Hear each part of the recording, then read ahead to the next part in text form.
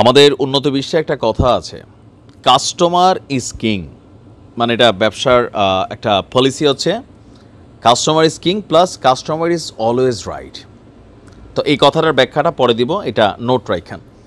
বাংলাদেশের সাথে এক ধরনের পাঙ্গা নিয়েছে ভারত, এটা বাংলাদেশের সাথে পাঙ্গা নিয়েছে ভারত আমি মনে করছি। কেননা আমাদের দেশের একটা আভ্যন্তরীণ ইস্যুকে কেন্দ্র করে এদের মিডিয়ার গুজবের কারণে এদের জনগণ বিভ্রান্ত হয়েছে। তাদের দেশের জনগণের দোষটা আমি কমে দিচ্ছি, কারণ মিডিয়া যখন রাষ্ট্রীয়ভাবে একটা গুজব প্রচার করে তখন স্বাভাবিকভাবে মানুষ এটাকে বিশ্বাস করে।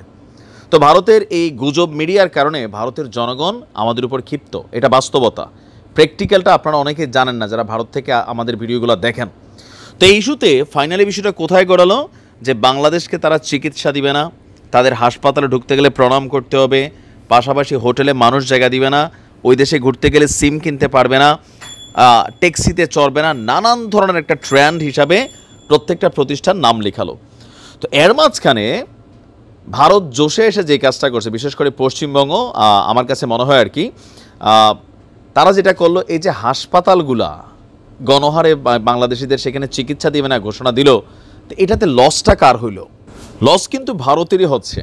নিজের নাক কাইটা অপরের যাত্রা ভঙ্গ করা ঘটনাটা আর ভারতের এই কর্মকাণ্ডগুলো সেম।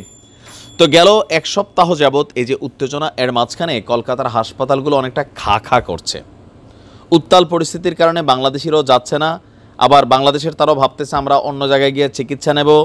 পাশাপাশি ভারতের পর্যটন যে হোটেলগুলো আছে সেগুলো খাখা করছে, দোকানপাটও খাখা করছে। তো এই পরিস্থিতিতে চিকিৎসার জন্য ভারতে যাওয়া বাংলাদেশি রোগীদেরকে বয়কট করার যে সিদ্ধান্ত ছিল, দেশটির চিকিৎসকদের কেন্দ্রীয় সংগঠন ইন্ডিয়ান মেডিকেল অ্যাসোসিয়েশন তারা একটা সংবাদ সম্মেলন করে নতুন সিদ্ধান্ত দিয়েছে, যেটা আমরা মনে করছি ঝুঁকে গেছে। ব্যবসা করতে হবে, আবার আসেন, আপনি ব্যবসা করতে গেলে কাস্টমার লাগবে ভাই। ফাইন, আপনারা ভালো চিকিৎসা দেন, সেই কারণে তো বাংলাদেশ থেকে বিলিয়নস অফ ডলার আপনাদের দেশে ঢুকছে। মাগনা তো আর চিকিৎসা করেন না, তাই না? আর একটা চিকিৎসার উদ্দেশ্যে গেলে সেখানে কত ধরনের ব্যবসা বাণিজ্য তৈরি হচ্ছে। আপনার গতকালকেই কলকাতায় এক সংবাদ সম্মেলন করে এই ঘোষণা দিয়েছে। আপনার যদি দেখি সংগঠনটির পশ্চিমবঙ্গ শাখা, আইএমের পশ্চিমবঙ্গ শাখার সদস্য এবং চিকিৎসক এন কাঞ্জিলাল এবং কৌশিক চৌধুরী সংবাদ সম্মেলন করেছেন। তারা বলছেন, চিকিৎসা পরিষেবা নিতে পশ্চিমবঙ্গে আসা রোগীদের দেশের জাতীয় পতাকা প্রণাম করে ঢোকানো এবং রোগী না দেখা চিকিৎসা শাস্ত্রের নিয়মের পরিপন্থী। খুবই সুন্দর বক্তব্য দিয়েছেন, আমরাও ধন্যবাদ জানাই। শিক্ষিত মানুষের মতন কথা, ডাক্তাররা শিক্ষিত মানুষ, অনেকে আবেগের বসে আসা এটার একটা রেশারেশিতে নিয়ে গেছিলেন। অ্যাজ এ রেজাল্ট ব্যবসা কিন্তু ক্ষতি হচ্ছিল, সুনামও নষ্ট হচ্ছিল। তো তারা বলছেন চিকিৎসকদের কাছে সকল রুগী, এটা কিন্তু সত্য সারা পৃথিবীতে। ডাক্তারের কাছে রুগী মানে রুগী, সে কি সন্ত্রাসী, সে কি কোন দেশি, ডাজন্ট ফ্যাক্ট। চিকিৎসকদের কাছে রুগীদের কোনো জাত, ধর্ম এবং দেশ হয় না। দেখেন, আমরা প্রশংসা করছি সুন্দর বক্তব্যগুলোর জন্য। ইন্ডিয়ান মেডিকেল অ্যাসোসিয়েশনের 2 সদস্য বলছেন, ভারতে আসা বাংলাদেশি রুগীদের কোনোভাবেই চিকিৎসা বন্ধ কিংবা হয়রানি করা যাবে না। বাংলাদেশি রুগীদের চিকিৎসা দিতেই হবে।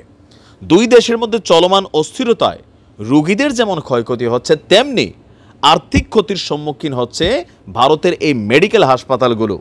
এই অস্থিরতা অচিরেই কাটবে এবং তারা যে কোনো পরিস্থিতিতে বাংলাদেশি রুগীদের চিকিৎসা পরিষেবা দিবে, এটা তারা আশা করছেন।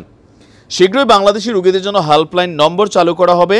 চিকিৎসক এন কাঞ্জিলাল এবং কৌশিক চৌধুরী বলছেন, ওই নম্বরে কল করে বাংলাদেশি রুগীরা চিকিৎসা সংক্রান্ত সব ধরনের সহায়তা পাবেন।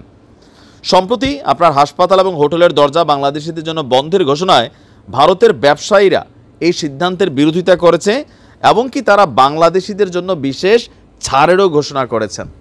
আমরা যদি দেখি যে বলছেন কলকাতার ব্যবসায়ীদের সংগঠন বেঙ্গল চেম্বার অফ কমার্সের সদস্য যিনি আছেন অনির্বাণ, তিনি বলছেন, চলমান ইস্যুতে 2 দেশের ব্যবসায় কোনো প্রভাব পড়বে না, বাট পড়েছে অলরেডি। রাজনৈতিক উত্তাপ যেন ব্যবসায় না পড়ে। এখন এটা কিন্তু 2 দেশের কি বলা হয় যে মধ্যে আসলে সমস্যা তৈরি তো কিছুটা করছে। তবে আমরা চিকিৎসা করবো টাকা দিয়া, ভারতের বদলে অন্য জায়গায় করার মতন ইস্যু আছে, তো ভারতে যাইয়া করতে গেলে ভারতেরই এখানে লসের জায়গাটা বেশি। আমাদের হয়তো একটু সাময়িক কষ্ট হবে, বিকল্প আমরা খুঁজে নিব। তো তারপরে ভারতের যে ডাক্তারি সংগঠন যেটা আছেন, কেন্দ্রীয় সংগঠন, আমি তাদেরকে অশেষ ধন্যবাদ জানাই তাদের এই বিচক্ষণ সিদ্ধান্তের জন্য। ভালো থাকুন। অসুস্থ হলে আমরা যাবো, সমস্যা নাই, টাকা পয়সা কিছু পাইলেন, পেট ভরে খাইয়েন, ঠিক আছে? আর আমরাও ভালো চিকিৎসা নিয়ে আসবো। আসসালামু আলাইকুম।